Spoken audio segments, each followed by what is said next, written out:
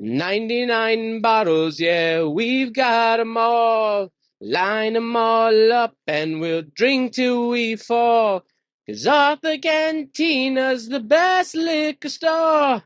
Arthur Cantina, you'll never need more. Hello, and welcome to a new episode of the Arthur Cantina podcast. I'm your host, JP, with your other host, Anthony. That's me. And we have a guest today, Christian. Returning guest. Christian Galliani. The second returning Galliani. Guest. Him and Jim. Already fucked up. A sommelier and a... not a sommelier. Let's just call Jim that. Not a sommelier. I've been called worse, JP. I don't take offense. Yeah, great to be here, boys. It's a beautiful Sunday morning in the Bronx. Yeah, I mean, I don't know if you can see behind me. It's kind of... Oh, he's right outside. You're outside? He's right outside. That's him. That's him. We I see ordered, him.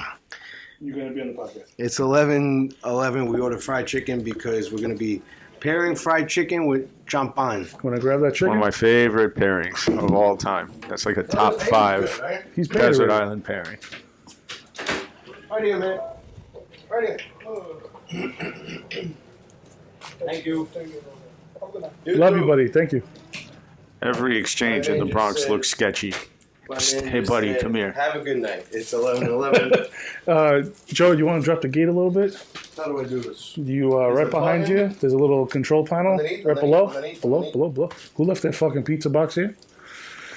Who This the is fuck? Little Italy, right? Luke. And the two Son. clowns didn't pick it up. Son of a Joe, is bitch. there pizza in that pizza box? Absolutely. There's absolutely a I slice of didn't see pizza in them there. eat anything. Shut Why? up. You know why there's a slice of pizza in there? Because if there was a slice of pizza there, that box would be on the floor somewhere, behind the counter, or in the garbage. Outside. You should be good right there, Joe. Stop. Hit the red button. Red button. Red button. Black. Perfect. I Take want- that pizza box from me, please. Nothing. Okay. It's empty. It's empty. I It's get Luke. it. The Luke was back I there. fucking guessed wrong. Son of a bitch, Luke. I'm gonna fuck you up. Oh, Luke. You Luke, proved them now wrong. You owe me, Luke. You little. All right, let's get to talking. Let's get the chicken in. So, Want me to open the champagne? why exactly are we having Popeyes chicken at 11 in the morning with champagne? Well, this is one of the best pairings of all time. Speaking professionally and personally, this is one of my top 5 desert island possibilities for a last meal. Just from a fine dining standpoint and from just a general standpoint, this is one of the best balances of flavors on the palate you could ever have. Fried chicken champagne. I feel like the French being... I think I'm getting too much heat for always shitting on the French and the Canadians, but the French being wah wah wee wee, we're so cool, we're so fresh. Eating fried chicken typically not associated with fine dining, I but would rinse a little bit with Christian with some champagne. Yeah, Just because I put Rocky in there to clean it. got it. oh geez, We always prime the glasses. prime them with the raki. See, that's a great segue, Christian. Why do we prime? Well, since you asked, Anthony, we in the business call it priming because you're getting it ready for the taste experience. And all you're doing is washing out the glass and making sure, even if you have really good glass polishers in restaurants, when you're serving wine, you want to make sure that there's nothing in the glass that's going to affect the taste. So, you could have residue of, let's say, dishwashing liquid, or in this case, raki, or anything you use to wash it with. So you want to make sure that you're cleaning it out with something that's going to taste just like what you're drinking. So we did a whiskey event down the street at a unnamed restaurant a while back. And to add to your point, we had poured a flight of whiskey. And I'm looking at the color of the whiskey because there's 5 different kinds. So each one looks a little different. Each one has like a different, shine to it. Obviously different smell, different taste. But I'm looking at one of the glasses and it looks kind of like milky. And I go, what the fuck is wrong with this thing? So I'm looking at it, I'm swirling it around, I see these milky swirls in it. I go, what the fuck? So as I grab the glass and hold it up to the light, I can see where the whiskey is sitting. It took away the soap that was on the glass. Oh, that's terrible. And the scum was still above on the part of the glass where there was no whiskey. And I'm looking at the people tasting and looking at them sipping, and I'm thinking, how many of these fucking people have soap tainted glasses right now, and how many people just wasted their fucking time coming here. I was so pissed when I saw that. Yeah, that's a big no-no. But that's your point to prime glasses to rinse things. Oh my gosh. You guys chilled the champagne, huh? Well, Christian, P. Diddy's locked up, man. What? Fez, where is it? We need Fez to clean this up. I'll take care of it. Don't worry. Don't you worry. It adds character to the store. It's good luck. In French. So why did that happen, Christian? Too cold? Too hot. Too hot. Hot. Yeah. Okay. See? And somebody might have shaken it before. Not me. That was Might you. have fallen. And this is how we prime glasses. You make sure you coat as much of it as possible. And just spin it around a little bit. Well, we primed the glass and we primed the store floor. There you go. Adds to my credibility. Adds to my credibility as a song. Clean opening like that. You know, tomorrow Fez is like, Joe, why is the floor sticky? I assure you, I used to do this for a living. Joe, who did this? I'm sorry, if I went to a fancy restaurant and they go, here's our in-house sommelier, and you come out with a Run DMC hat or a shirt or whatever that is, I'm like, where'd you get this guy? Well, I didn't know I was working today, JP. I would have worn my suit. I'm just saying, if I was in a restaurant, this guy comes. You sure you didn't go to the dispensary before? This guy spilled the champagne all over the damn floor. I thought you said you were going to the dispensary after we did the podcast, not before. Yeah. I'm like, first of all, I just want I didn't get the fucking memo about the dress code, dude. No, I mean, listen, I'm wearing a Weird Al shirt. I'm just saying.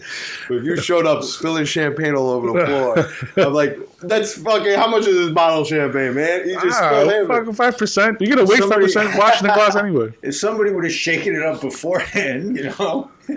Which I don't know how, because I was definitely there from last night. That was there, yeah. I was there, in there for a minute. Was it not cold enough? Is there like a... That's probably what it was. What should the temp be? Because the fridge is set to 44. Ideally, you want it's set to 44, and you might have, like, the thermometer might be in the top or it might be in the bottom, right? So it'll only pick up that one area, and especially if you open it a lot. So key is, if you're going to have, and champagne has to be at a different temperature. Obviously, it's served colder than, let's say, a Pinot Grigio or like a crisp white wine, or like even a delicate white wine. You want that a little warmer so that you can pick up on the fruit. So I would say that it was probably warmer. You want it around 38 degrees. You want it under 40, but you don't want it too close to freezing is the answer. All right, so we got to drop the temp on that fridge. See, we learned something new. That's, you know. Having Christian on the show. I mean, I hope to learn stuff when he's on the show, because, I mean, I don't know a damn thing about champagne, quite honestly. Champagne is one of my favorite subjects, boys. I'm more in it for the fried chicken. You know what's nice about a bottle of You champagne? like the fried chicken more, I think, when you do have the champagne. So. You bring a bottle of champagne to any gathering. Once people figure out the price value, all of a sudden everyone likes to drink it. Yeah. Right? That's true. If it's like a $30 champagne, no one really is enthralled. But if you bring a $200 bottle, all of a sudden everyone that's drinking Red Moscato and fucking sweet, bubbly bullshit, all of a sudden wants a glass of They all want to fucking glass. Yeah, all of a sudden they're like, oh, all right. Yeah, me. Oh, okay, bueno. Yeah. You pull up at the Krug, they're like, well, how much is ¿Qué this? es eso? Delicioso. Yeah. Yeah, drink the, the So, Moscato. Christian, is that like thank you so much. Is that like a perception of price means a perception of quality, or is it because that $300 bottle of champagne tastes like gold in a glass? It all depends, and I'll get into that as soon as I pour. But yeah, the reason why it costs more generally is it's more labor intensive to make champagne. And let's talk about the distinction. Pardon my backhand, sir. Thank you. So we're talking about the distinction between sparkling wine and champagne. So champagne is an appellation, right? It's a name of a place. It's named after the place. Like wine can be named after the place, the grape, the fantasy name. In this case, it's named after the place. There's a town called Champagne, and the Champagne region is north of Burgundy in France. And it's cold and it's rainy, and Chardonnay, which is a high acid grape, is the base grape that they use. So there was a treaty of Champagne And this was during Prohibition here. So the world basically agreed that the only place that could call sparkling wine Champagne was France, because it comes from the town of Champagne or from the region of Champagne. And what makes it different is that secondary, like the bubbles, get formed in the bottle. They don't add CO2 like they do with Prosecco or Cremant sometimes. So it's got to do with the method. So literally you have to stop fermentation, then add an expedition liquor, which is just sugar and like base spirit like brandy. And that then restarts the fermentation process in the bottle. And what's the product of fermentation is alcohol and CO2. Oh, you cheers to that. So, Joey, none for you? no, thank you. What the? Whenever you guys place anything on the table, put them on a. I know, because it goes. You know how retarded I feel? I just want to smell the mic. Because they're getting way too much feedback from the fucking place. All right, Joey. All right. Maybe we could get like a mat or something. Very gently. Yeah, I gotta get some. I mean, we just continuously break the don't eat on a podcast. Nick, shout out Nick. Nick's done a lot of podcasts. He knows. Yeah, he knows, but he does say, "You guys always smacking your lips when you're eating stuff." Well, he has some kind of medical condition where he can't stand the sound of the guttural sounds of eating and I mean, smacking lips. I don't think anyone can. So, hold on. So, before I just start eating the fried chicken, what is the difference? Like, is there, like, do I drink, eat it, drink, or just enjoy both? Just enjoy both and see how you like the two when you put them First of together. all, what is this champagne? It's fantastic. Nicolas Feuillante. So this is a old producer, very venerated, solid.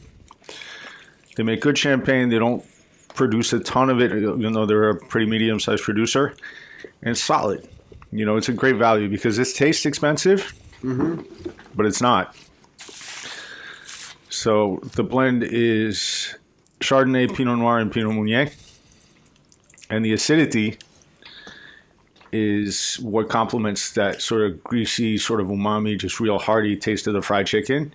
It's that real satisfying, sensation. And you balance that with the acidity and the brightness of the champagne. That's perfect.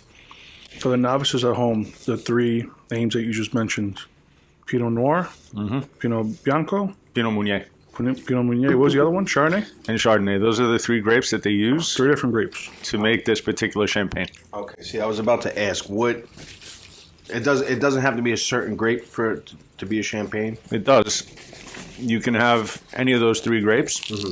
So the standard blend is those 3.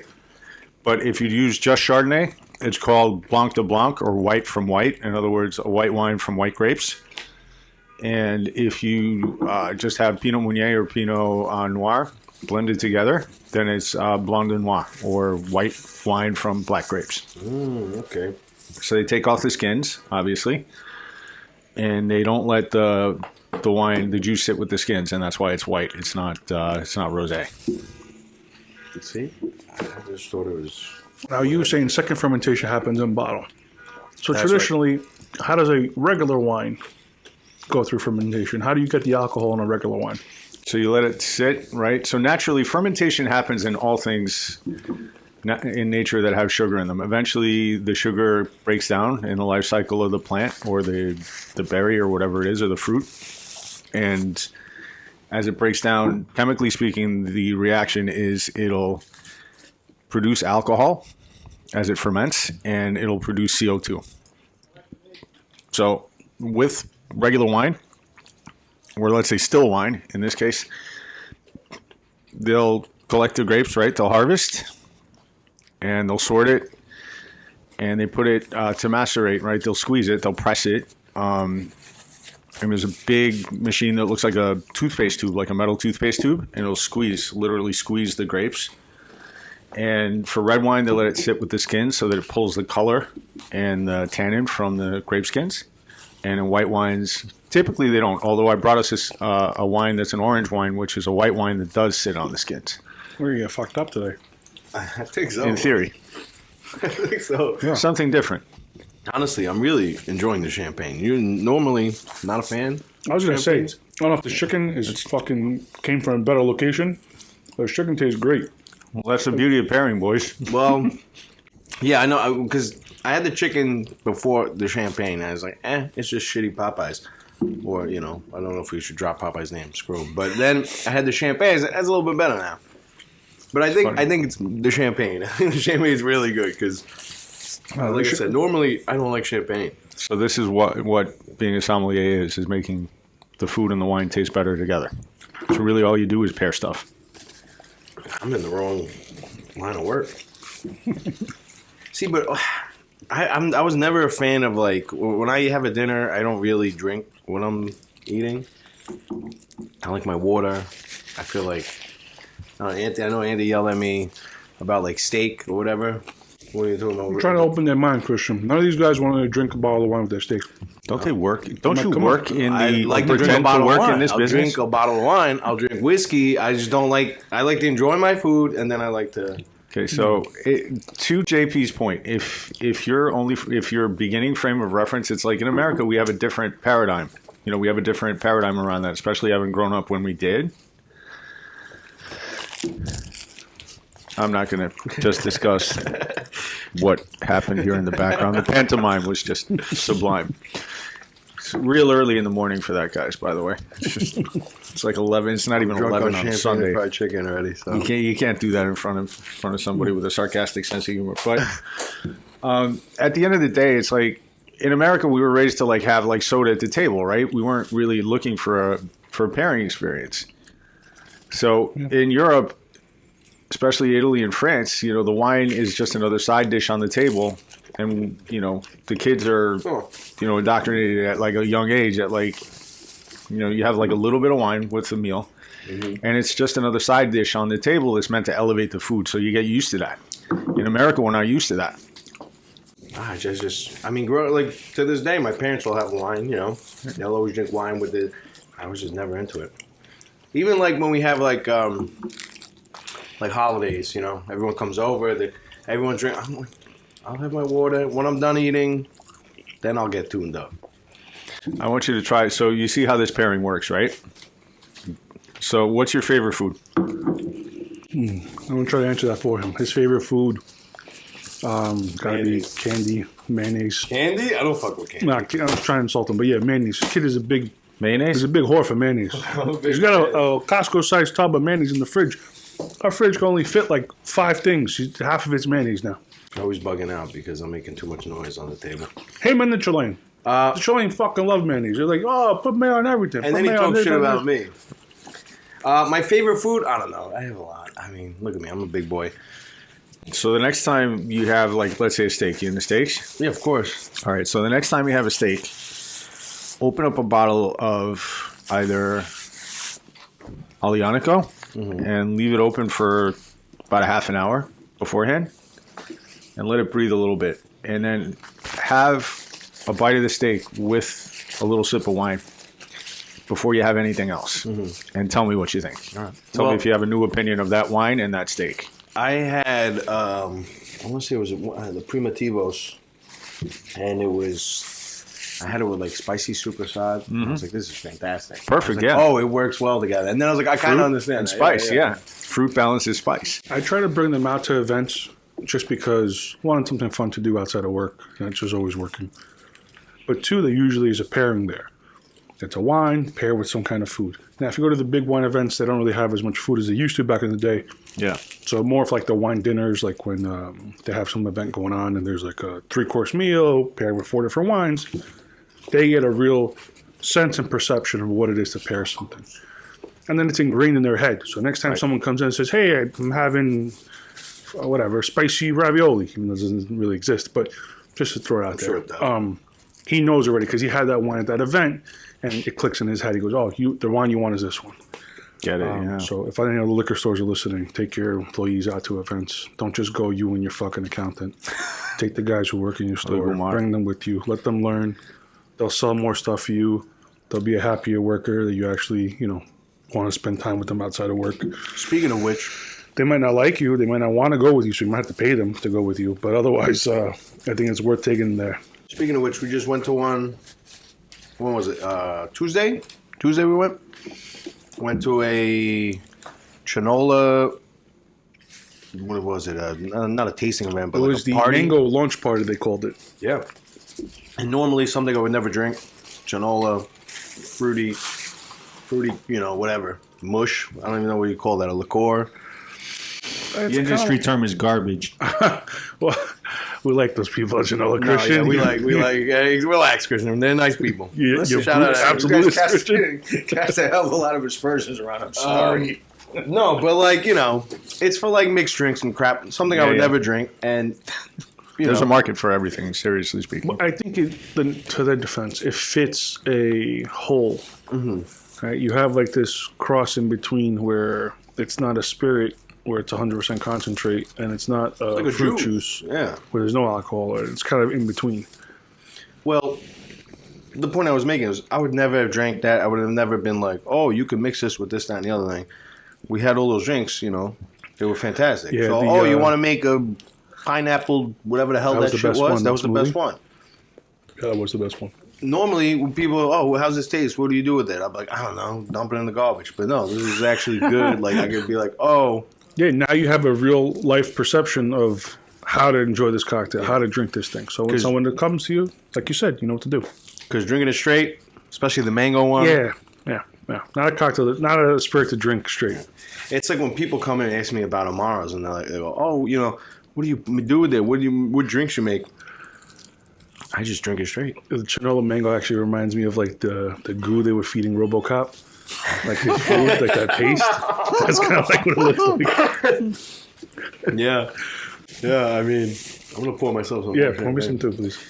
The apple really pops out with that chicken. I guess the grease, the meat, protein, greasy. Just the apple really shines. I'm very greased up. And that's what she said. But yeah, no, it's the balance of the acidity that brings out the flavors in the chicken, and vice versa. You have that umami, and you have that the breading that pops. Is it because the fat, or is it the protein that's washing your tongue? Both, absolutely. They bring out. I don't know exactly what the receptors on the tongue are that pick up on each, but I can tell you that, like we talked about, opposites being good pairings, like spice. JP brings up balancing fruit, like in the Primitivo. The acidity in the champagne brings out the umami in the chicken, and vice versa. The umami brings out the fruit and the acidity and that brightness in the champagne. It tastes more refreshing. So I think that brings that out a lot. And this is another thing, to your point, Anthony, having the champagne not quite super cold is nice because the fruit will come out more. So white wines, typically the more you chill them, the less fruit you detect, right? Because those enzymes get slowed down. So I'm definitely going to take your advice. So I'm going to dial down that fridge a little bit more. Just a little bit, I think we'll Do you think I should put the champagne at the top or at the bottom? It depends on where the cooling element is. I would say cold air sinks, so I would put it in the bottom. Let's keep it at the bottom. See? Well, that's probably might be why. We are an educational show when Christian's on. I think I'm going to change It's me, you, and Jim talking about hookers and freebasing crack cocaine. But like, That's very educational. I mean, that is. I mean, Jim Tebow is very educational, but well, it's funny because he's street smart. We'll call it. Jim was our first guest, and then Christian was our second guest. Yeah. Right? Jim was on. He was our last guest. It was Jim. Then it's just been me and you, and now it's Christian on again. So it's like almost a repeat of season 1. Well, yeah, but we had Greg Dagg, but we never aired his episode. We got to just redo. But he was after. Thing. Yeah, he was after. Jim, Christian, and Greg Dagg. Correct. But Greg Dagg never. No. It was Jim, Christian, and again to Arthur Cantina podcast lore. Hey, just watch it. It was David DeFazio from Wyoming. Oh, how could I forget? Yeah, and then How it could was I forget Greg Dr. DeFazio? Shout out Wyoming whiskey. If you want a real American, good old country whiskey, you drink Wyoming. DeFazio, Italian name, not that Italian though. Drink that whiskey and go fight some wildlife. Don't even shoot it. Just try to Fight it, yeah. Try to Go out wrangle with it. a Rambo knife and Just stick your hand in the river and try to grab the fish by its gills. Nice. shit, man. I think you got me hooked on champagne. I mean, fried chicken, I was already hooked, but the champagne. Well, it's funny, Christian. I took your advice carrying this champagne, and I had it not too long ago, maybe like 2 weeks ago, Yeah. and it didn't taste anywhere near as good. And now that the right pairing is going on, it's tasting fantastic. So I think that's also a great lesson for our customers too. Sure. Like, yeah, we can give you the recommendation on what's good, but if you go home and you're smoking cigarettes and you're drinking champagne, it ain't gonna come off as good. Sure. What's a good cigarette champagne? I mean, that's a very French question. I go back to my old days as a smoker, and I would say, if you're gonna stay in France, I say Gaulois. You have a Gaulois and a glass of champagne. That's about as French as it gets, to JP's point. But I don't know. I'm the ugly American, so I say Vouvray, is that Marlboro. like is that English for Vouvray? No, Gaulois is a brand of cigarettes in France. Oh no, I'm so with this. Okay, the champagne to pair with that. The champagne to pair with the cigarettes? Would you put a demi set? like how you would say a cigar with, a Or like rum or whatever. Like a Yeah. sweet rum. Yeah, that's a good question. I would say cigarettes are more of a chemical taste, so really anything you're drinking, it's going to deaden your palate. So I would say a strong tasting champagne. So you want strong acidity. I would go with Krug or any Blanc de Blanc. I mean, my drink of choice when I smoked, that would be Marlboro Reds and like Maker's Mark, something like that. Yeehaw! Really kill you. Give yourself throat cancer as fast as possible. Well, Man, the cigarettes, package, man. the table gets cancer at that point. Yeah, It's yeah. Wow. Well, brand like Maker's Mark, obviously they're a big conglomerate. What the hell do I know? But I can never really drink it on its own. I don't always mind have to that, have it mixed actually. up with something. I actually like Makers with ginger a little bit. That's one of my favorite Makers combinations. The golf event we went to, I had a smoky sherry cask scotch. Went fantastic with ginger ale. Sounds It good. was delicious. I was really impressed by it. It was probably like $100 scotch, but Right. whatever. What are you going to do? But it was fantastic. On the golf course, it was great. I was crushing them. Ginger ale, gin and ginger ale, I think is really good too. Never had that. Yeah, it's very good. I'm gonna have to try Gin that. and ginger ale and Steve DeCosmo's favorite. Shout out Steve DeCosmo. He doesn't listen. I know. Right? I'm gonna tell him we shot it out. He didn't give a shit. He's gonna be printing 3D toys. Captain and Ginger he likes, and it just tastes like a cream soda. Captain and Ginger is one of the all-time, and ginger beer is really. We actually have a delicious ginger digestivo. Oh, yeah, some shit he sampled. We I just wasn't brought here. in. I love it. If you like that ginger, let me tell you, settles your stomach, and the flavor of the ginger is fantastic on it. Question, you're a gentleman. Thank you. Sure. Fucking. There you go. Thank you. Appreciate it. And to your point what you made earlier, a lot of apple coming through. A ton of apple, man. Yeah. Like, I've tasted it before on the nose, like a little bit. But after you have that chicken, man, that apple just fucking shines through. more of the fried chicken. Christian, we got to go out to eat one night. Where should we go? Absolutely. Let's go to the BYO by me. Let's go to the steakhouse in Fort Lee, and I'll crack open a bunch of sort of degenerate wines that I had in the wine cellar that I was sort of saving for a special occasion. What's the name of the place? It's called Prime. So it's in Fort Lee, and I go there for my birthday, or I'll go there for like occasions because it's BYO. And fantastic meat, fantastic service, small, like it's churn and burn, right? They get you out of there in like 2 hours because they have so much business, but fantastic. And you can crush whatever bottles you want. That's, to me, having a BYO steakhouse is just fantastic. It is for like right next door. We really don't have those in New York. Yeah, no, it's operating costs are what they are, right? So I guess they have to make more money off the booze. Booze is what keeps the lights on. So in Jersey, it's easier because the rents are lower, I guess. Yeah. Makes total sense. Pass me a piece of chicken. What do you need? Pass me a piece of chicken. So this is a great pairing, and I think another weird pairing that people don't really think about, but that does very well. Is like similar to this, like when you're talking about acidity and just sort of that umami, that the fat. Great combination when we were kids. Tomato soup and grilled cheese. Same idea. Yeah. That's a great point. Even though I don't think I ever had tomato soup as a kid. or grilled cheese. You never had But grilled cheese? Nah, my mom was not. She wasn't making us American stuff. But like in life, just never. Like you never went to the diner. No, I've had it. As a kid, I can imagine it'd be a great Like tomato soup, home but no, cooked, grilled cheese. home feely. That was the only thing I could cook for myself. That's what it was. Like if mom wasn't around to cook, fucking throw grilled cheese on there. Try to do it my best. Gotta love it for Gen X, man. We were the can-do generation, man. I don't know. I think we're the biggest group of complainers. No. No, that would be millennials and Gen Zs. The newer, Gen Zs, they complain like it's an Olympic sport. The two goofs that we got going on, they're both 21, if that. And talk about this week's dilemma. so they both wanted the weekend off, which we hide these idiots because weekend's the busiest time. You know, we're very flexible. We're very understand. These kids want every weekend off. Never in my life have I seen anything like this. Anyway, Kids today, bro.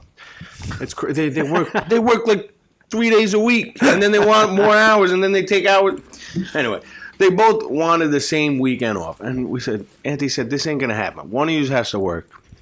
You know, figure it out between the two of you. You guys talk to each other, figure it out. And they were. Did the two youths figure it out, or Well, they were scared. They didn't know what to do.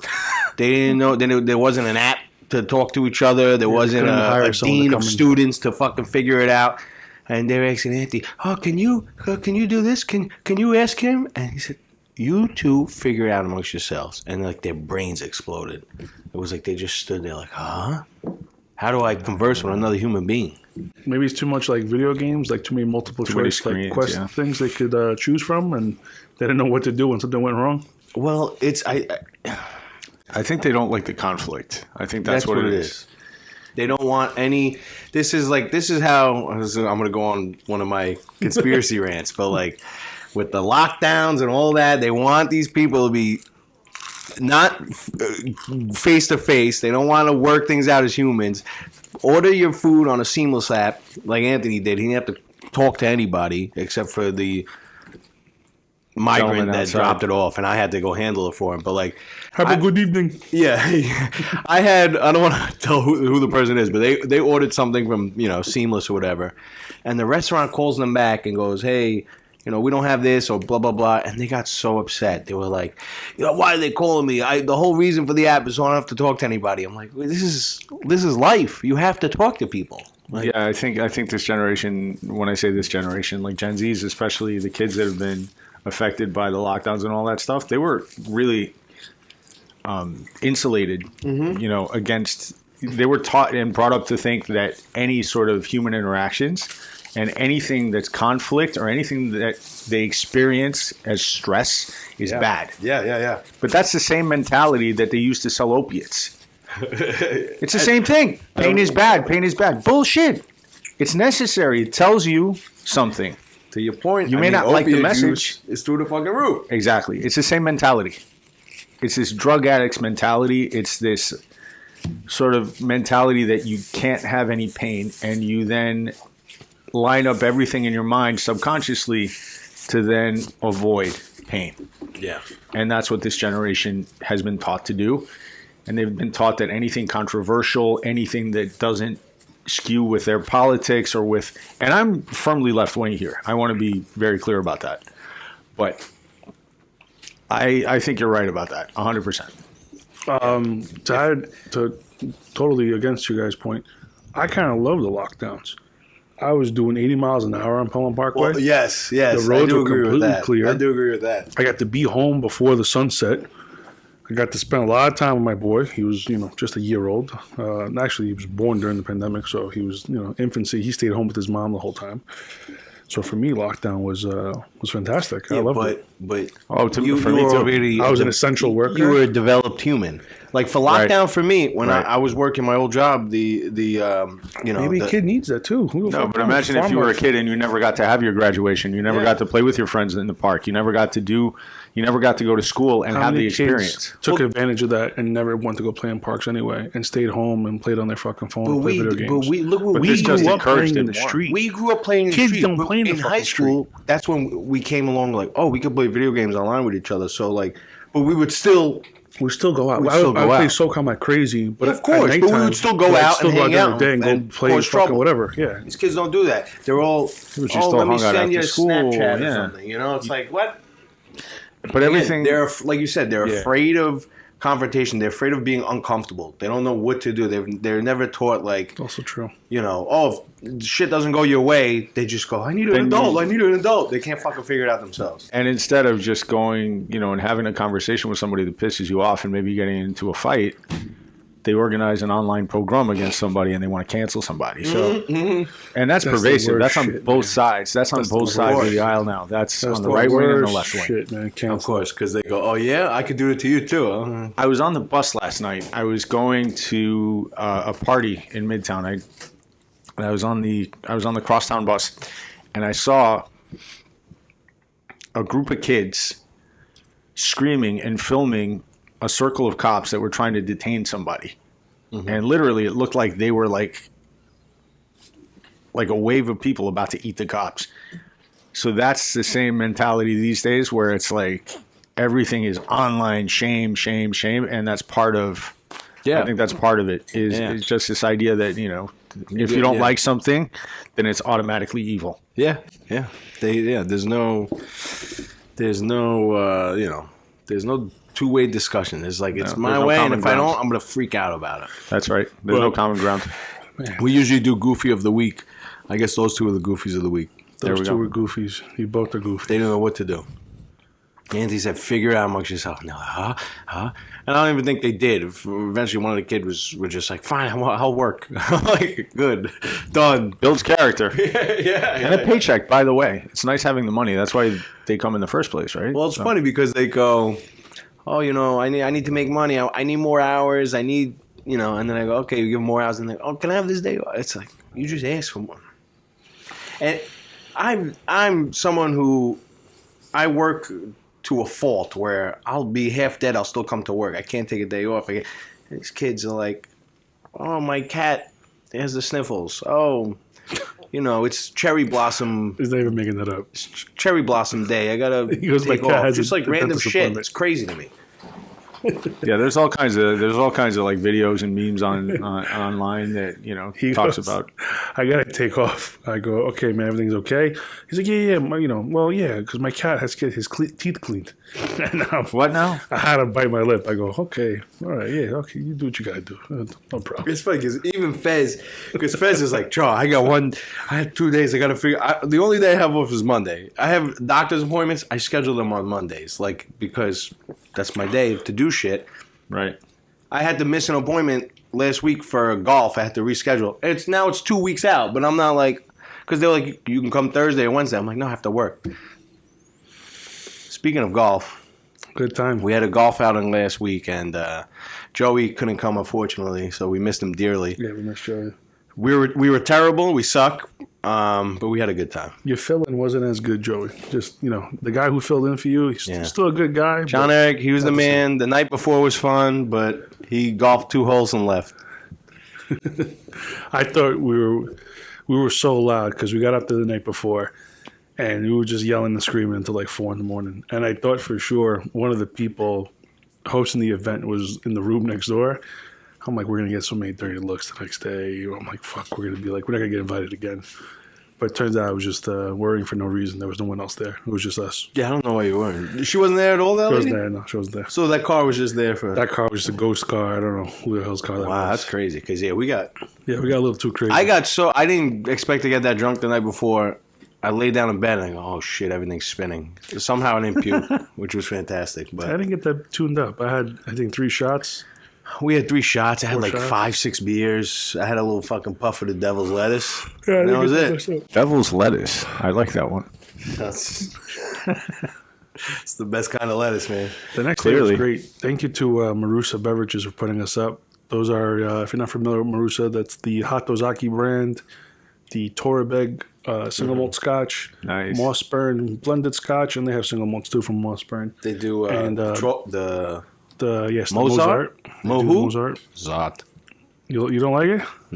That's a shout-out joke to Steve and Oh. Joey. Last Action Hero. No, Bistro? Mozart, the chocolate liqueur is fantastic. Mix it with the I had the chocolate liqueur and I mixed it with the screwball peanut butter whiskey. Out of this world. Wow, that sounds good. For Christmas, a little holiday party I had with somebody. I have some samples. We can crack open a little dessert.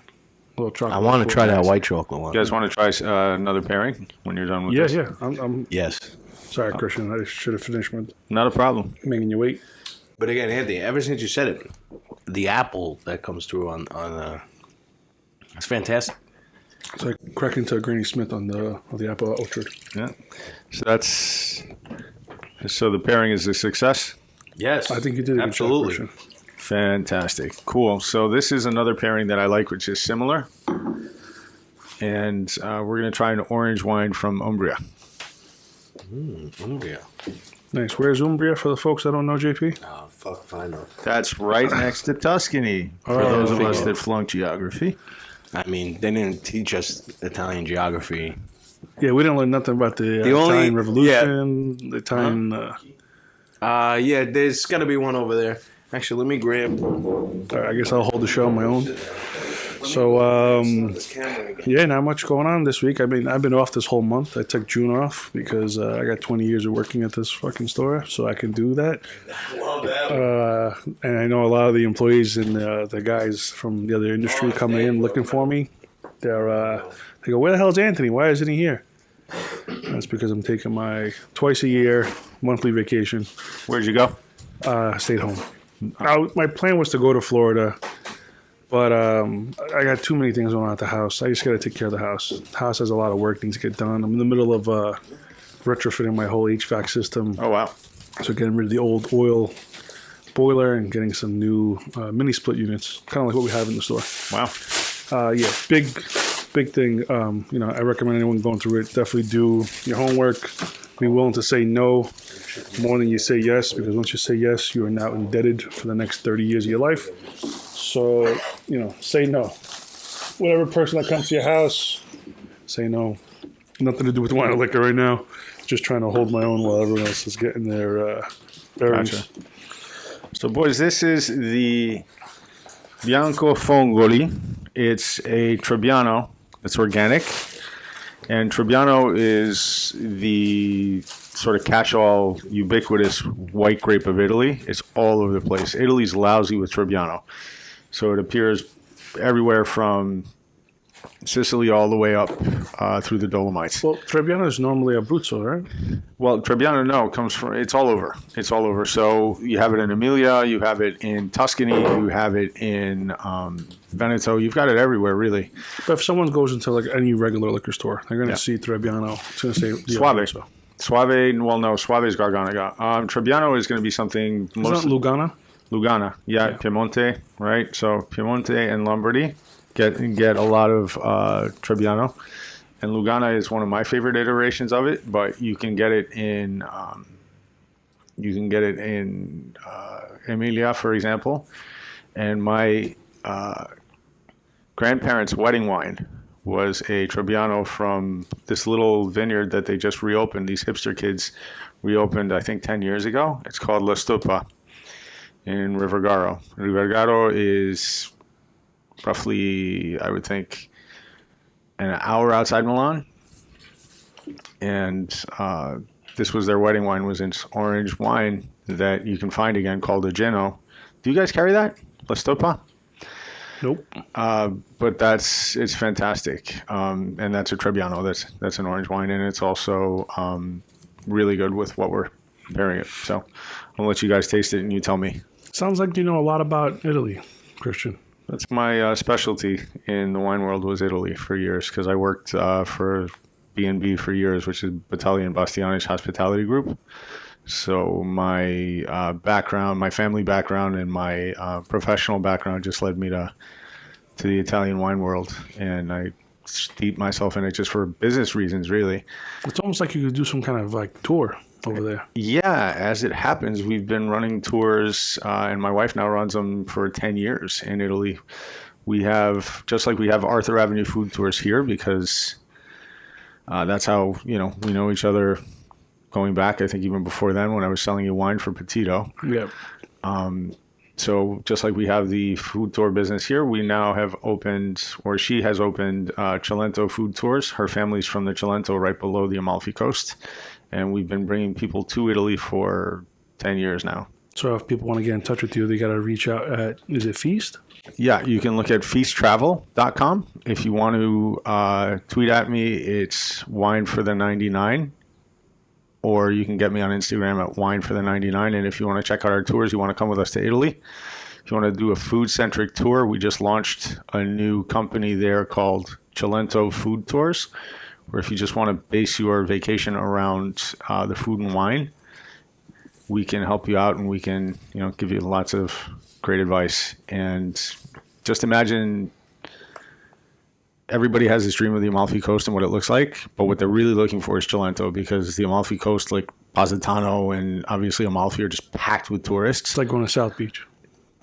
Sort of like, imagine you think South Beach, right? You think that, but you wind up going to like Disneyland because it's like all packed up and crowded. When you think Florida, you don't want to go to Disneyland. You want to go to let's say South Beach. That's a bad comparison. Tampa, something like that. Yeah. So basically, I say South Beach because I feel like all the people who go to Miami won't think to go to South Beach.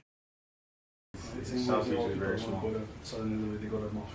Or they think, when they come to New York, they all come to Times Square because they think that that's what New York is, when really it couldn't be any further from What's the your truth. T-shirts for fucking $7 for $10?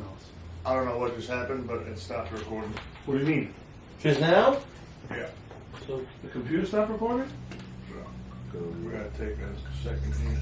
Okay, take a second. Just pouring wine. We still got the cameras anyway. Yeah, the cameras are on. I'm recording as we speak. Recording? Okay.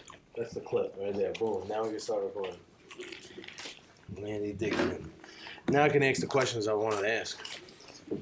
So guys, we're drinking this Bianco Fongoli.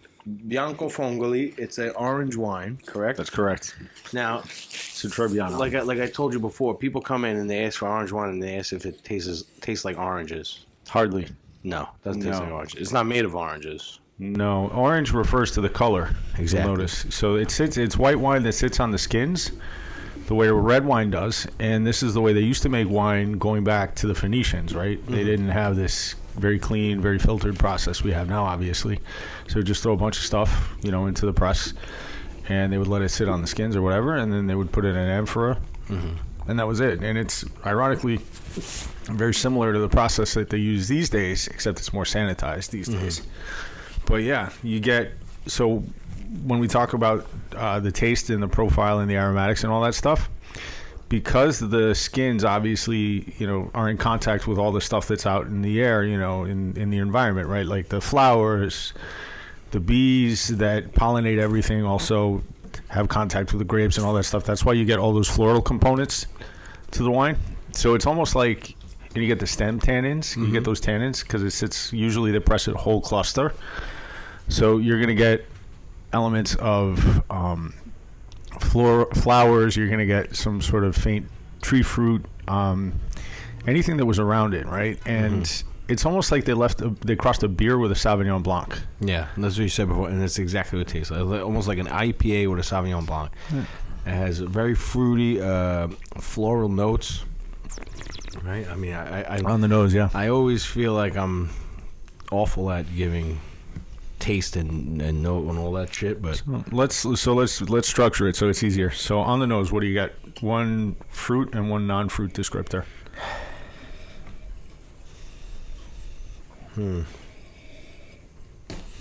almost like a peach. Yes, stone fruit, absolutely. See, there you go. I might be a fucking secret somehow here. You're better at this. There's no secret about it. You're in the wine business. You curate wine. Yeah, I You're know, by but definition a sommelier. It's just what it is that there's so much that goes into wine, even though it's not. But it's just a lot of different variants. Sure. So it becomes overwhelming for me. But like you said, I get like a beery note to Yeasty, it as well. right? Yeah, yeasty. There you go. Yeah, it smells almost like brewer's yeast. All right. So, and you get almost like that forest floor, like that smell of twigs or something. Yeah. And like you said, it has like a beer mixed with a wine almost. Kind of looks like piss. Kind of looks like piss. I mean, If your piss looks like that, I'd go to the doctor. It smells like mahogany. orangey, It smells like wood, yeah. It has that woody, like foresty smell. orangey in color, especially as you swirl it. As I'm looking at it, when you swirl it, it gets a little deeper orange. Now, champagne you don't swirl. You can. You can? You can. I Heard mean, people scoff at that. people scoff at everything, but you know they do it because they don't want you to get rid of the bubbles. But the fact is I like the idea of tasting everything in the champagne. So it's not, swirl it once. Yeah, but it's moderation. Now, this kind of tastes like there's like a Bolivian thing. They would boil the pineapple skins. Yeah. After peeling a pineapple. Yep. And they would drink that water. And it's like full of antioxidants. Makes you piss like crazy. Mm-hmm. Kind of has a similar Makes taste. it taste good. Yeah, I get sour pineapple in there. Maybe some papaya or something, like green papaya. It's like when you have that memory and your brain gets triggered because it picks up all these senses and smells. Yes, smell and taste really trigger that. For sure. PTSD. It's like you're drinking a lot of Bolivian piss. It's like, But that's another story for another podcast. well, they say it makes it taste better, right, with pineapples? That's what they say. That's what they tell me. I love a good pineapple. So what do you natural guys think? wine, Yes. orange wine. Yes. Same thing? No.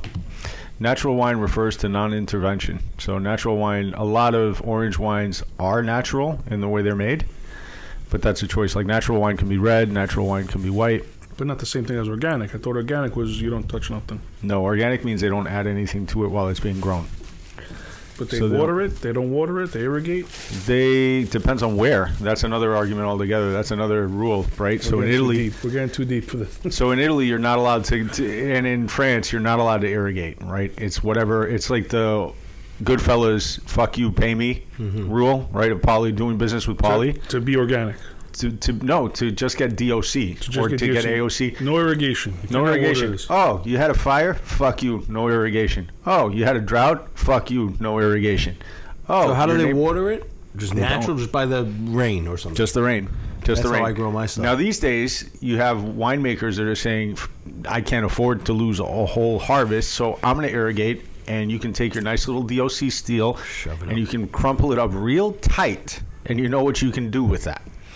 So they had to do that, especially during COVID when they had a hard, or I guess it was 21 when they had just a really dry and hot growing season. So the berries were coming out really small, and the vines were getting scorched. So they just ended up having to irrigate, and they didn't get DOC. They put I forget what they put. They put IGT or something on a lot of the wine in Italy. And I feel like that's a way to really fluctuate the market, the pricing. Like like you said, if it's a drought, if it's a dry summer, whatever the hell, not much comes out. They could be like, oh well, now this DOC wine is 3 times the price it was last year because it was, there's a quarter. I think of it 80% of customers don't even care. I don't if think- it's DOC on it or yes. not. No, Nobody gives a shit. it depends. Some people do. Some people go, oh, this is DOC, but I'm like, 80% don't. They don't Yeah. even know what the hell they're drinking. They just want to be drinking something they good. think orange wine is made out of oranges. Well, orange wine is relatively new. I mean, to the public, I guess. They've been having a resurgence. And Georgia is the capital of orange wine in Europe. Georgia, Czechoslovakia now makes fantastic. Like Milan Staric makes fantastic orange wine that's super accessible. My favorite orange wine of all time is Gravner and Movia. But Gravner, you're talking like $200 a bottle retail, $250. Radicon is expensive as fuck. But you don't have to go that route. Movia, for example, from Slovenia, is that and Gravner are my 2 favorites. Just banging, just fantastic. Shout out to the Slovenians. Yeah, they make the sickest orange wine, bro. It's great. I would never think that. It's fantastic. Well, they make a ton of oak. A lot of Oak? barrels are Slovenian oak, yeah. Yeah. They make a ton for the wine production. There Yeah. you go. And it's Wine neutral neutral. oak. Yeah, it's just slightly less neutral than French oak. So it's not quite like you don't get as much vanilla out of the Slovenian oak as you get like American oak because the slits microscopically are less open than the American ones. The American ones let a lot of vanilla in. So that's why they do the bourbons and stuff like that. Yes, sir. And this is I feel like a canned meat. knows in this. Canned meat? Yeah, Like umami. a spam? Something like devil's food, they call it. No idea. Deviled ham. No, Deviled ham? is it devil ham? It's like Yeah. like a spread. Yeah. Has like a little devil on the white label. Yeah. No idea. That's what that is. Yeah. That's some Bolivian stuff. That's spiced ham. No, I've had that as a kid. That's like spam. Same thing. Yeah. Yeah, so umami is one of the characteristics of orange wine for sure. What do you think of the pairing? You think it makes the chicken taste better? I just finished the chicken. I mean, chicken still tasted good. So There's one big old piece for you, Ah. big boy. I washed all the grease off my fingers already. I'm good for chicken for today. That's for Joey. That's got Joey. Joey's refused. Joey's on camera. He's uncomfortable. He's definitely not going to eat on camera. 1,000 likes, Joey will speak. So if we get 1,000 likes, we'll have a episode where Joey is the guest. I don't know how he's going to do it, but 1,000 likes. You agree?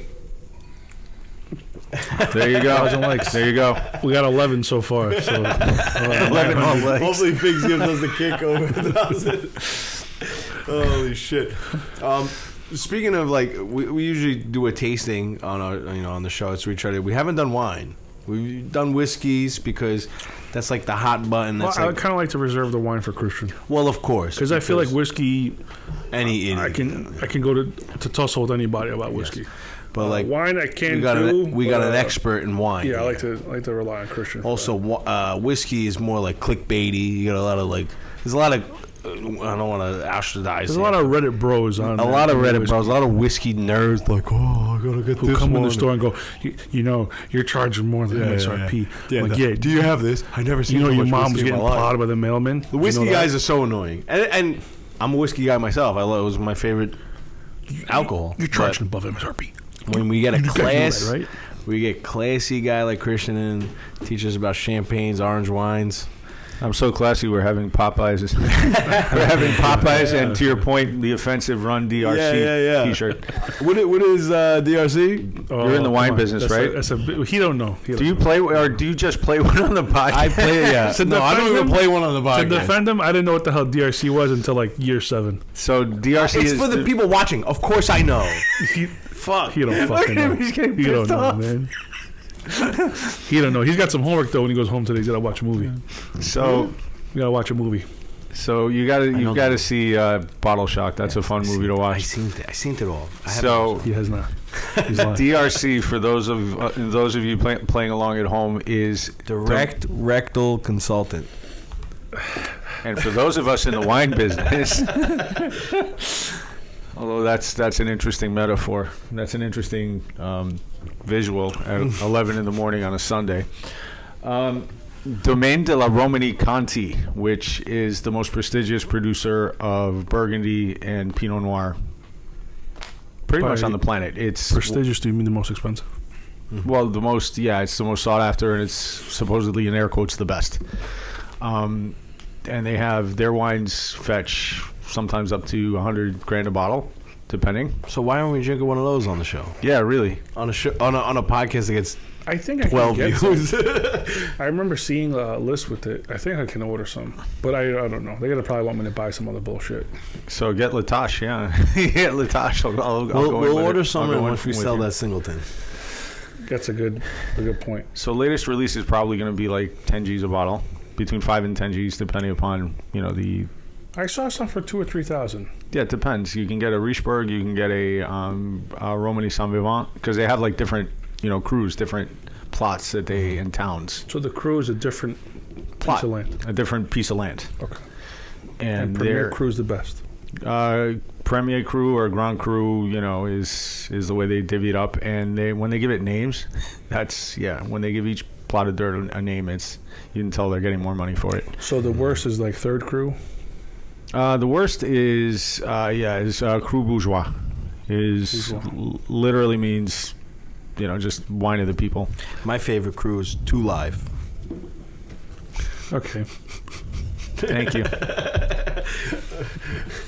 Try to keep the people entertained here, The person at home going, what the fuck are they talking about?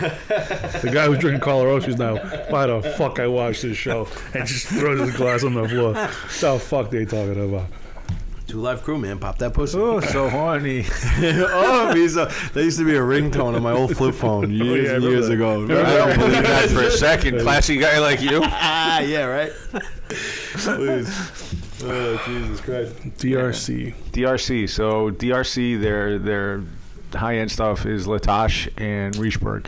Rudy was selling some fake DRC, right? Yeah, that's how he got the name, Dr. Conti. That was his like street name, if you could call it that. So Rudy? Who don't know, the guy Rudy. Giuliani or Rudy Kurniawan? Not that Rudy. Not that Rudy. Even Rudy Rudy. Kurniawan. Okay. Yeah. So he was Indonesian kid, right? Yeah, he was an Indonesian. He is an Indonesian that was a schemer that came onto the wine scene in the 90s. And he and that guy, John Capon, that runs Acker Merrill Condit on 72nd Street, were manufacturing fake wines to auction off. And the Koch brothers got taken for like a buttload of money. And that's why they really pushed the fact. You're talking about a wine counterfeiter that saw more time in federal prison than a rapist would for a first offense. Christian getting riled up. That's wild. Christian That's wild. Well, I mean, that also just to speaks your argument too. When rich people lose money, of course, whoever is the cause of it is going to pay. That kid, Salmon Bankman-Fried, he's doing 100 years. Of course. Granted, he lost $6 billion. Yes, whatever but the this fuck is slightly different. Yeah, but still, like, the he's Koch in jail. brothers, with a Koch bunch of brothers run killers. America. You know, they've been Americana forever. I don't know if I'd put the kid in jail for 100 years, maybe 20 years and make him pay it off the rest of his life. But he's in jail with a bunch of murderers and rapists. Well, never mind. Go ahead. No. It's not good to talk about that. Okay. Because he's doing 100 years and sleeve of Buffalo Trace fucking comes in. You know who I'm talking about. Oh, yeah. Well, that's to show you justice. Who really cared? Who's the victim Exactly. there? Right? When the rich get got, Who's the victim? you're going to fucking jail forever. Yeah. But you can kill, rape, so do whatever you want. So this podcast is going to be the launch of the next American Revolution. It's going to start right here. Listen, I know I'm destined for something, and that might be We're not doing anything treasonous. Please do not come for us. We're just simple billionaire chicken and champagne podcast. I think this is very topical these days. I feel like this is a really timely discussion. Listen, the more wine I drink, the more I'm going to get riled up. That's why you have to have wine with your friends.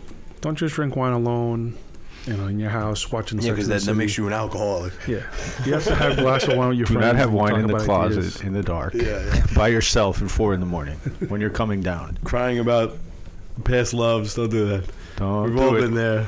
Bottle of orange wine. The founding fathers used to meet in bars and drink beer. Yep. Shout out to the founding fathers. We're in the room where it happens, fellas. We're in the room where it happens. Much. Shout out to another Washington Heights native, Lin-Manuel. But Lin-Manuel Miranda, the guy that wrote, who does Hamilton, he wrote In the Heights. Never heard of it. You really? Hamilton? It's like the rap Alexander Hamilton. You've never heard Hamilton. What is that? You've heard of it. You're killing me, Smalls. Really? Your assignment tonight is to go on Disney Plus, box out your kid out of position from whatever cartoon they're watching, and put on Hamilton. You will love it. He actually lost cartoon privileges this morning. Uh-oh, what do you do? It's just, temper tantrum. Oh, that's no Which one? 1 or 2? The big one. The big one? That's not good. The poor kid deals with a lot. He's got the little one to deal with. That was a little terror, man. It started because I told him to clean up because we had to have breakfast. I said, breakfast is ready to clean up, and he refused. So, what are you going to do?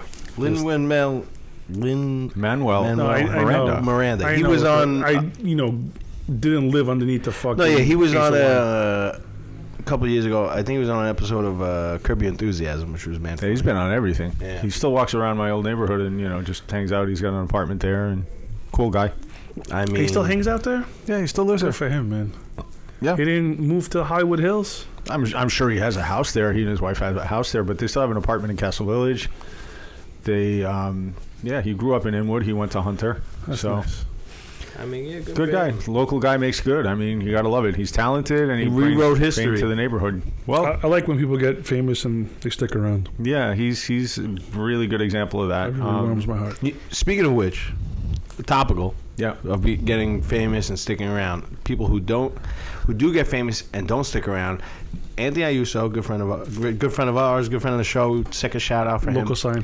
Local scientist, former scientist. Went to Mount St. Michael. One of the biggest graduates from Mount St. Michael P. Diddy. Never donated $1 and is a rapist scumbag. So, there you go. Shout out to the rapist scumbag. No, don't shout out to him. Fuck P. Diddy. I told you, the more wine I'm getting, the more riled up I'm going to get about everything. Yeah, but I never knew that Puffy went to Mount. Sensationalism. Yeah, he went to Mount St. Michael. Went to Mount. My friend will always say he never Makes sense, fucking he's an donated asshole. a cent. Shout out Salesian Brothers. Fuck Mount. I almost went to Mount. I almost went to Mount too. That was my number one school. My mom said nope. I even got a scholarship to Mount too. Did you? Yeah, I didn't know that. Said no. I went to Mount was my number one, Spelman was my second, and Salesian was my third. I visited Mount and Spelman. I never visited Salesian. I made it to all three. I ended up going to Salesian. I didn't visit any of them. I went public in the Actually, Bronx. we went to Mount. I went to Bronx Science. I didn't. You went to Bronx Science? Oh, My brother and sister went to Bronx Science. Did they? Yeah. I'm Christian.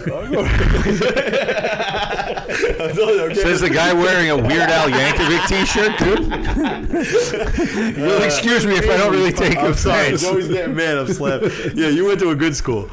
I went to a school where I met almost got Anthony. into Bronx Science. But I didn't have to pay for it. Well, there you go. Yeah, He I didn't paid pay for it either. either. His mom and poor mom I and didn't dad. pay for it. My poor parents did, and They're still paying for it today. My folks Now didn't we're pay a gonna look red so- cent for any of my schooling up until college. Nothing. I went to public school my whole life. Bronx Science. is great. I went to private Catholic school my whole life.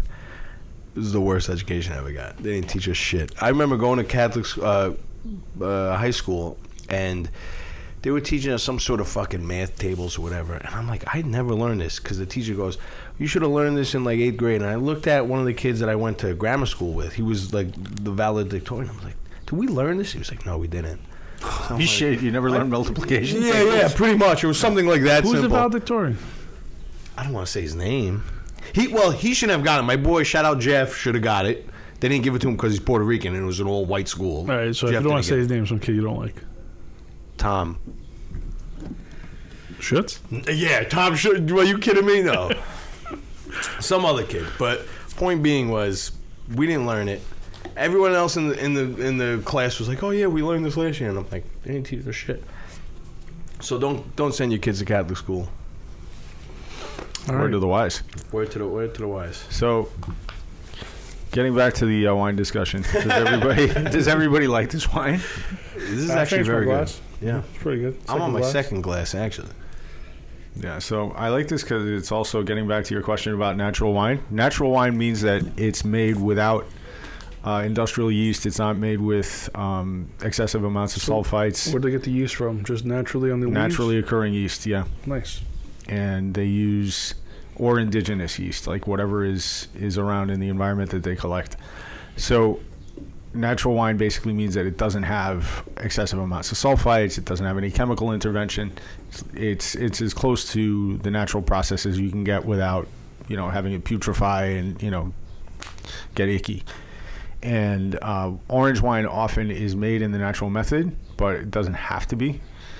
And organic literally means just that it's made with organic grapes. So that's biodynamic, means that it's the highest possible grade of organic. And that's what then paved the way for the natural wine movement.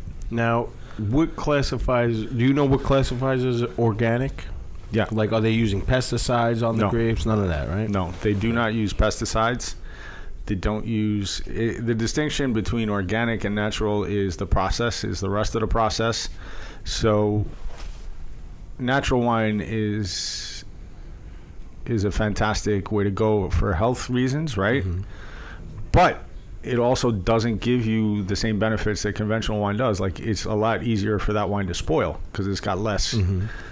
There's less preservatives. There's less, the whole point of the conventional wine process is to make sure that when you bring it home from the store, it still tastes as close to the way it tasted when it left the vineyard. Mm-hmm. That's what that's all about, is to make it more shelf stable.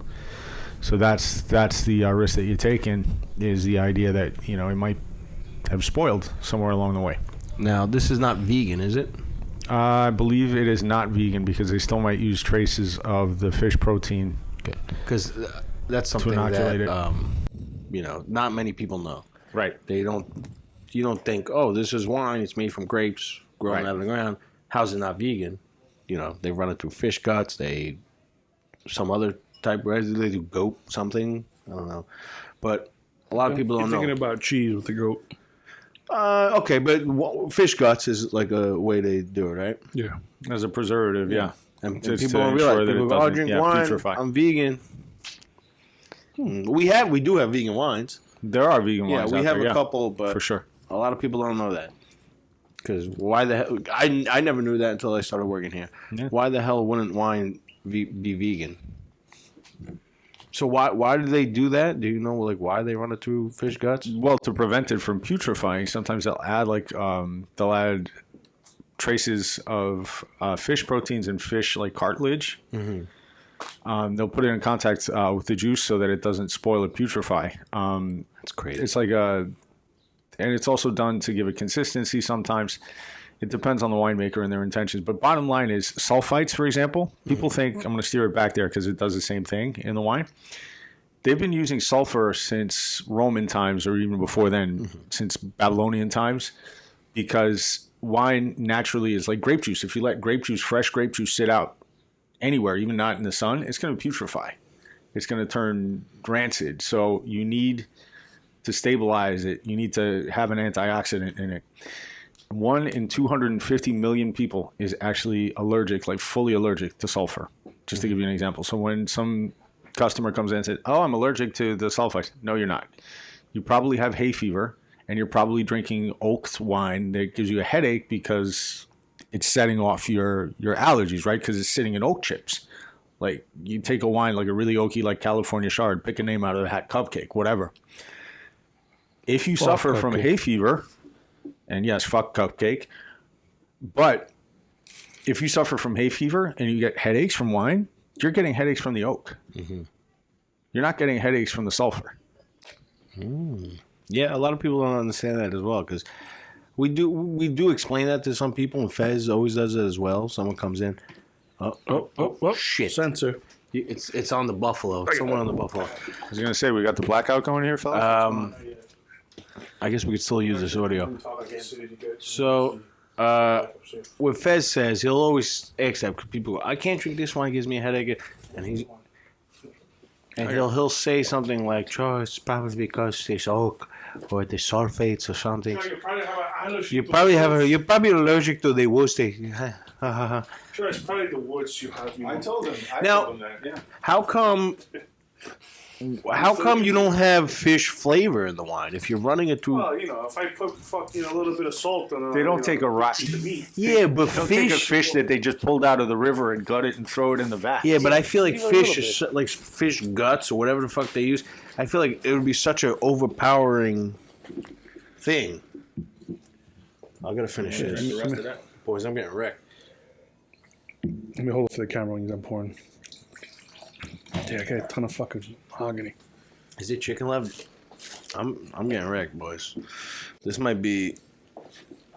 The drunkest. I might get us. This is the drunkest episode we've had This so might be the far. drunkest episode. Oh, the first one I was on was bad too. Yeah, we first one was had a fucked couple up. bottles. That was our longest episode too. That was our longest episode. Well, this is what happens. We try to go. We're going to go an hour, but when we're tasting everything, No, it's tough. With we Christian, there's a can't. lot of Christian, data, he's there's a lot of telling us all this knowledge, info. He's giving us fantastic wines, a lot of chicken. a lot of chicken.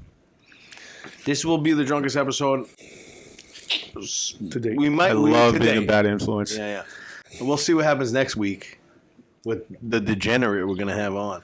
Oh yeah, he quit, right? He left. He had different. Which degenerate we have it on tomorrow? Next week. I love like there's a degenerate of the week segment. fuck I is love scheduled this for Well, place. that's goofy of the week. You're not a degenerate. I think. Who's scheduled No, next week? I'm a degenerate. No, you had that right. You could say it. You could cover your mouth and say it. The guy you fired from here. Oh yeah, he didn't. No, Wait, first what? You came- guys actually fired somebody? Oh yeah. Oh yeah. Yeah, we listen. I fired half my friends. First of all, this is going to go straight to the camera. We like to have a good time here at Arthur Cantina and Arthur Cantina Podcast and the website. We're very loose. We're very fun. But when it comes down to business, we don't fuck around. And if you fuck This is around, still Little Italy. Keep in mind. exactly, and you get fired. You understand that? Noah, you understand that? Damien, you understand that? Fez, you understand that? The guy we fired who's going to be on next week. We told you. I don't even know who it is. It's like, I'll give you a little precursor to how I fired him. So maybe you have to watch the next episode. We like to joke around, but we don't fuck around. I had to fire him while I was on vacation in Florida. oh, holy shit. So I had to call it in. Normally I like to do things face to face. I was gonna do it. I was game. I sat in that chair. I psyched myself up. I'm like, I'm gonna fucking fire this guy. This is it. He's, I love him. I'm his biggest fan. I'm gonna fire him. And then Anthony texts me from Florida. He goes, "It's my dog too. I'll put him down." And I was like, all right. Bro, that's just wrong. That's just all kinds of wrong. It's true. I had to do it.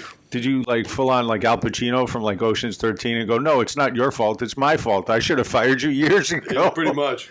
No, I pretty much I put him down the nicest way I could. So this is for the best. All right, it's better for you. It's better for me. Let's not waste each other's time. No. He's like, no, I'm making breakfast for the family right now. What do you mean? He's telling us like there's a universal rule against firing somebody during breakfast. Sounds like a breakup. I go, listen, man. It just has to be this way. He's like, no, but I go, you don't know enough about wine. I can't put a 5-year investment into you. There's no way.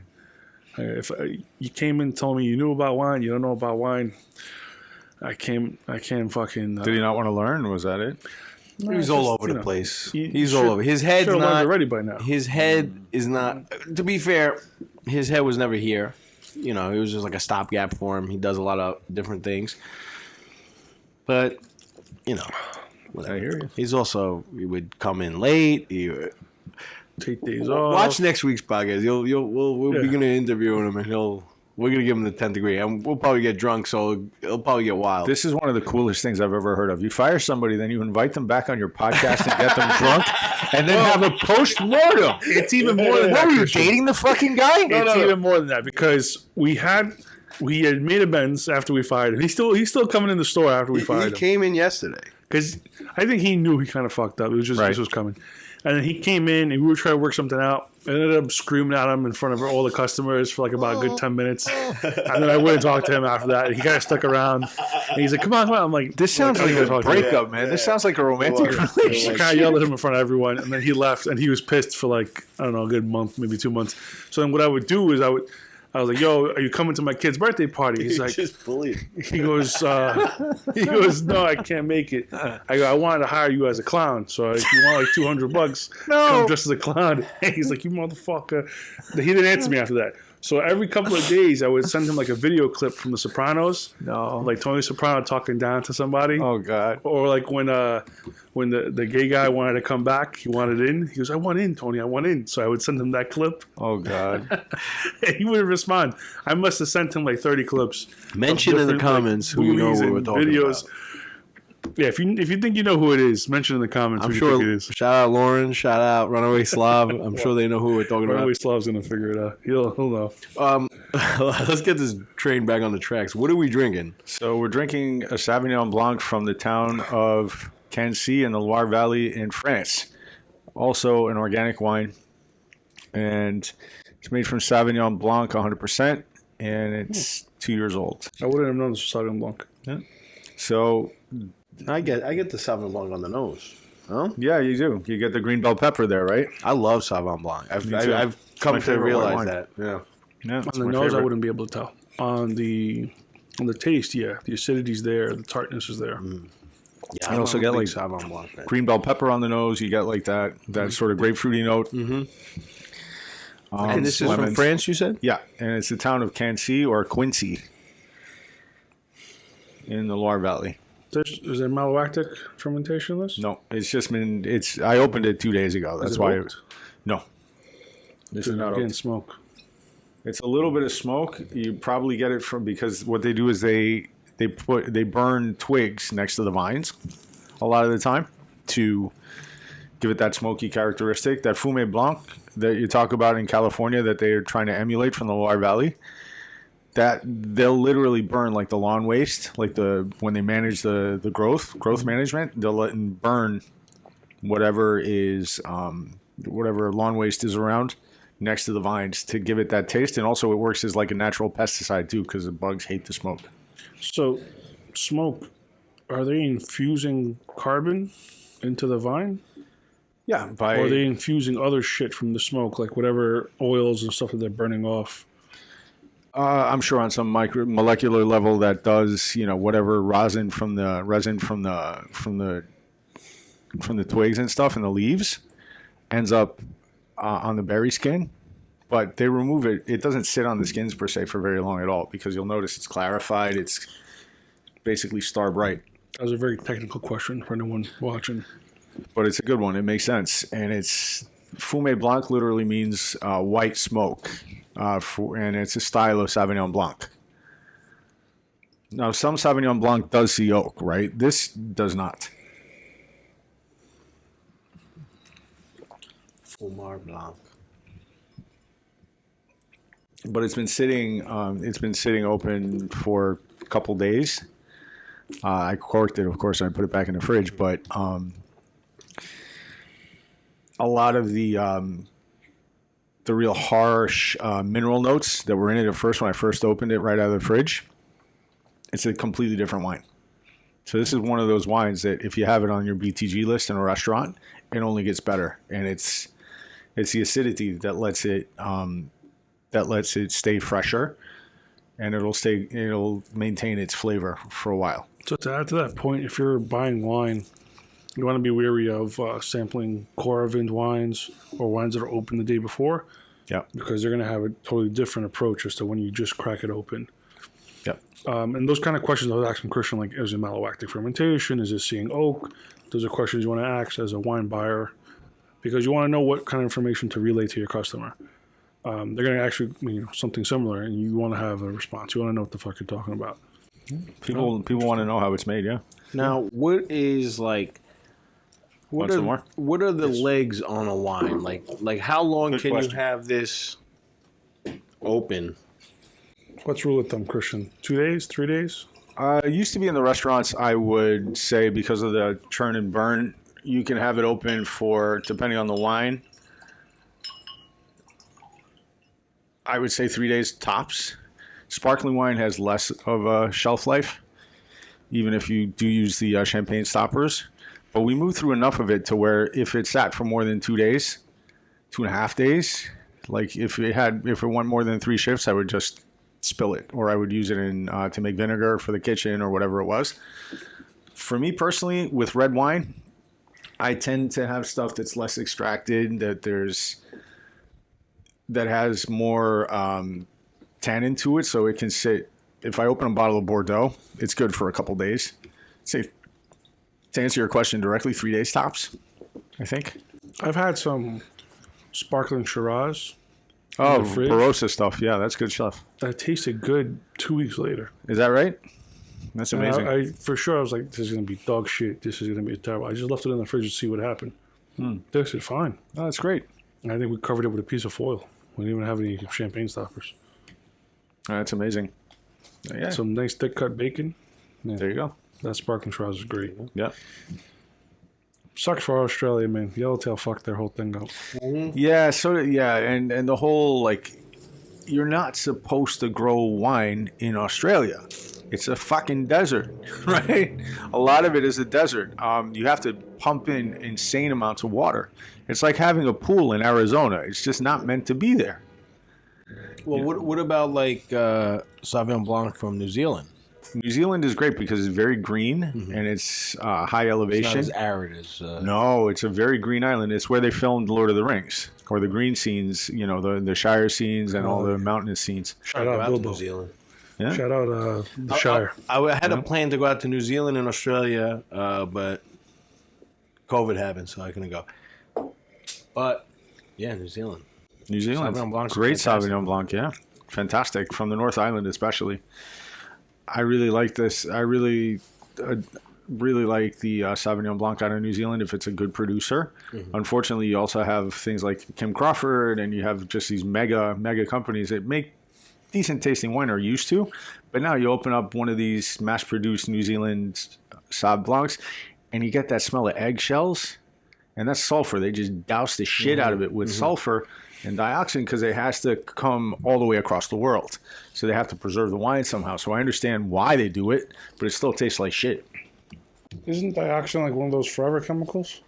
Yes, it is. Damn. To PFAS. to go speak about yellowtail. I think we gotta wrap it pretty quick, so let's do it in 2 minutes. I've had people come in, like older ladies come in, and like they ask if I have yellowtail. Like if you go into a supermarket, okay, but you go to a shop like this, like where it's, we're like 5 foot by 10 foot. This is a tiny shop. Why the fuck would we have yellowtail? Really they don't know. Crazy. They don't know. It's crazy. But like you come in here, you go, okay, this is like a specialty store. Right. Why the fuck would barefoot? Like, come on, Poppy. Yeah. We still get a little bit of Cilento. A little bit of Poppy, but most of those people kind of fizzled out. We don't get them as much anymore. No, I got one the other day. Yo, Poppy, I have Pappy. Pappy Van Winkle. No, I have Pappy. Poppy, I have Pappy. You do have a lot of Pappy, I've noticed. You got through, 4 different kinds? We have the rye, the 15, the 20, and the 23. We just sold the 10-year. Yeah. We just sold the 10-year 2 days ago. And not for nothing, this is my go-to spot for all of my fine whiskey needs. You guys have cornered the market. You guys have, and a salute to you. You guys are like the Chambers wine of bourbon in New York City. I don't know of any other shop that has your cachet and your selection and your knowledge. And just professionally speaking, it is impressive what you've done to carve out such a great niche in that very competitive sort of area. So, I mean, hats off. Literally, where you're sitting to the end of the store is whiskey. Mm-hmm. And rare whiskey at that, right? For those of you at home that don't understand this is hard to find stuff. Like, this is all unicorns. If we grab all the other shit on top of there and we put it, we could probably fill another 2 shelves. Yep. So at this point, we're almost half whiskey. It's crazy because when I first started working here, people would say, they would come in, oh, you have a great whiskey selection. I go, yeah. But then, like, the more you learn, the more you realize, the more other shops I visit, I go, oh, we do have the best whiskey selection I've seen pretty much anywhere, which is, pat yourself on the back for that. But, like, it's funny. It's like, yeah, I know. Thanks. And at least every day, if a whiskey, because again, whiskey people are very nerdy, very like, oh, my whiskey. They geek out about it. Yeah. I'm one of them, but like they'll come in and they'll compliment us. Like, yeah, I know. I went to a store by Joey's house, and I just popped my head in to see if they had any Blantons. So I go, hey, to the guy, I go, you got any Blantons? And he goes, yeah, right here. And I was like, oh shit. I was looking, I didn't see anything. He grabs a bottle of Jameson. He goes, Jameson. I go, no, Blantons. No, Jameson. I have Jameson. I go, no, I want fucking Blanton. Like you're working in like an American whiskey. Not even American whiskey. It's fucking sensitive. Why is this sensor going off so much, man? Turn it, you bozo. Like you wouldn't know that it wasn't Blanton's that you were getting. Like you'd made the mistake. Jameson. No, you mean Jameson. Yeah. Jameson. That's funny.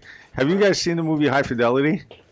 No. A very long time ago. Jack Black. Yeah, and John Cusack. So like they play like music that's the one where he holds a speaker and he goes, huh? No, that's Say Anything. That's the 80s. So High Fidelity deals with a guy who owns a music shop who's a music geek, right? So this is similar, right? Isn't this the same kind of vibe, right? Yes. So it's the 3 guys, so it's me, Anthony, and Fez. It's like Jack Black, John Cusack, and the bald guy. Which one's John Black? Which one was Jack Black? I'm Jack Black. He's definitely Jack Black. I'm Jack Black. You're John Cusack, you're like the boss. I'm John Cusack. And then the unforgettable bald guy is it's Fez. Yeah. But even though Fez, I think, is more memorable than me. Well, yeah, it's what it is. So maybe to close up, I have a suggestion. I don't know. I used to do this at pre-shift. I would say, so we had champagne, we had white wine, we had 2 different kinds. What was your favorite sip of the day? I think I like the I don't know. I really like the orange wine. Mm-hmm. I really like the champagne though too. Honestly, I think I'd say the orange wine was the best one because it had the most dynamic, had the most interesting flavors to it. Cool. The champagne kind of had 2 notes to it. I get that. I'm going to say the champagne was the best pairing for the fucking drink. Well, that's what I was going to say. I was going to say the champagne because we ate fried chicken with it. And that Popeyes. But the orange wine, a lot of different. And like I said, I'm always a fan of Sauvignon Blanc. They're all fantastic, quite honestly. I'll go with the champagne because normally I don't like champagne. The champagne was good. Fried chicken, good. I mean, the Sauvignon Blanc is good. I think it just fell flat compared to the other 2. That smoke is just killer. But also, I'm a little bit more drunk when the Sauvignon Blanc came out, so I'm a little off the handle. Sauvignon Blanc is great. That was good. No, I love it. I love it. So if I could have any champagne, my favorite sip was probably I would say the orange, but the champagne is a very close second. I love Nicolas Feuillante. I love that stuff. I think it's great value for the money. The complexity in that wine, the balance is just fantastic. It's like a miniature version of a Krug. I think it's got a similar structure, and it's what, a fourth the price. I gotta have you at my next kid's birthday party. I think people drink a lot more wine. I was trying to shove it down everyone's throat, and everyone's like, no. I'm like, I was gonna say you need another birthday clown. no, I need a birthday clown. Well, just you're like Spider-Man, you might have a heart attack, but I need someone to drink wine with me over there. Not a problem. well, would we? Oh no, we pounded the Rio. Me, you, and Dario had a little bit, but we should have the Rio. I was surprised Dario was drinking. Yeah, it's good to see Dario. Shout out Dario. Good to see We should Dario. have him on the podcast. Not that he does anything. Not that he watches or likes. Not or that he does, watches or does or anything, likes or but, yeah, subscribes. it's okay. Not We'll big. shout out all our people. They're supposed to support us. But yeah, no, it was actually. I guess I'm a fan of sweet wine because I'm always like I don't like sweet wines, but then the Cabianca I like, and that Ben Rie is sick. Have you had that? which one? No, Ben Rie. I think I sold out of Ben Rie. Ben Rie is my favorite Italian dessert wine of all time. See, that's another. I like dessert wines. Ben Rie I is like sick. the sweet wines. What's the one right behind you? The one you bought the was the What? which one? It's one of those. You talking about? And tell me? No, the Sirocco. Is that? Oh, Moscato? Yeah, that was Yeah, delicious. it's always a crowd favorite. Yeah. It was sweet. Well, it's your family. Yeah. Dude, try Ben Rie. peaches. But Peaches, again, pears, dessert wine's also fantastic. Yeah, Small Sauterne. bottles. What was the one that we drank? You and I. Wait a minute, Anthony, do you have a Echem up there? Yes. You have first growth Sauterne. Yes. Son of a bitch. Good price. I haven't sold. How much one is yet. it? $250. That's it? $250. Yeah, but I mean, in fairness, I mean, not a lot of people are gonna walk in. I guess you could sell it online. That's the whole Well, appeal. you know, it's funny you say that because I do get the customers coming in looking for crazy shit. I had one guy come in looking for some like pre-sale Bordeaux's. Yeah. So I had to like start looking for it, and I got on the list. Thank God after I started asking. So I should be getting it in the next. What is it? release. What is he looking for? You asking me? I don't know. I don't want to fucking butcher it too. Are you talking Rothschild, or are you talking like? Like $290, $300 a bottle. Sweet, sign me up. I'll get you some. I'm in. I'm all the way in. It on wasn't Blue Star. crazy. I love it. By the way, to all of you at home, I don't think everybody realizes just how difficult a balance it is to work within the constraints of a small retail space and have such a really well curated selection. And something for everybody, literally. Like, no matter what your taste is in wine, by and large, somebody's going to roll up here and be very, very happy with their purchase when they leave. Now let me have some Diet Cola. Palate cleanser. You just said all that nice stuff. I'm pour myself. a Yeah, glass of I Diet mean, Cola. like I said, our whiskey selection, our Amaro collection. Very impressive, by the way. I love your spritz builder section, as I call it affectionately. That Meletti is the best. My very favorite spritz of all time is that Meletti. Have you tried the aperitivo? No. It's wine based. Yeah. Almost all the Autopista cafes have them. Okay, so what is that, like a vermouth? Kind of like it, but it's like Aperol competitor. I'll take it home. I'll take home a bottle, absolutely. You recommend it, I Do you try have one it. open, GP? Which one? The aperitivo. The new one's from Peter. I think we crack one open if you want to take Oh, it. sweet, yeah. Yeah, it's Definitely try actually it. very, very good. Nice.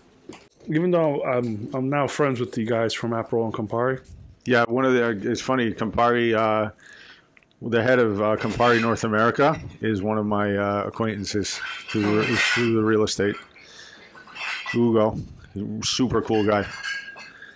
Yeah, but and shout out to Campari. Campari Spritz is my go-to normally, but when I tried that Meletti in Italy the first time, and when I came back here, remember I saw it here and I went nuts. I was like, wow.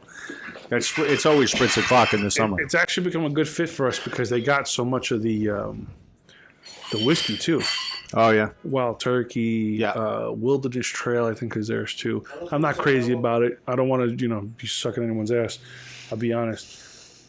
The Wild Turkey, the 101 is pretty good. Christian, grab a bottle. Let's crack it open. All right. Taste it real quick. I trust you. I'll buy it. You got cups over there? Well, I think you should have had it before everything, but afterwards it'll work too. I think we only have 15 minutes left to record. No, we gotta just wrap this up right now. Yeah, because I think we could only get 2 hours. Yeah, this last one. Smells Yo, fantastic. grab me some cups.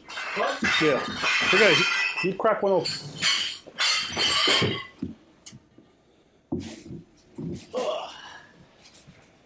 Who makes this? That is Rick. So there. Marolo. What's that, 2 hours? Marolo? I think Marolo makes it.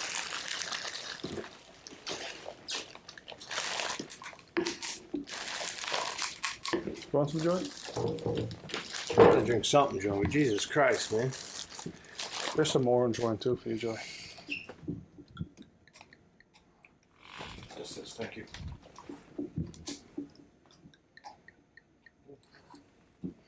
Thank you. Smells like vermouth and Campari mixed together. It's tasty.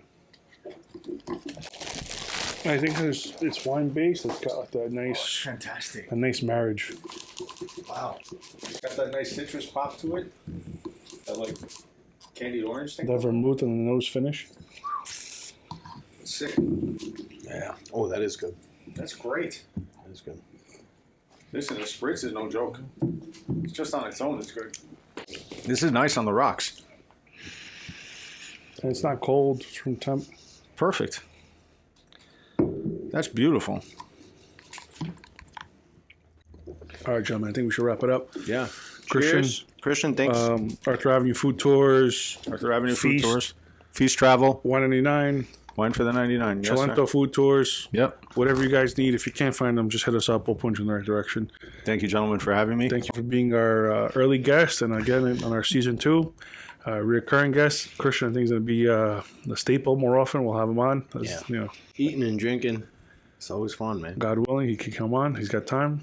Always welcome. Always got time for you guys. Thanks for having me. Always a pleasure. Thank you, Christian. Salud. Cheers. Salud. Episode 12, Arthur Cantina Podcast. Thank you so much. Take care, guys.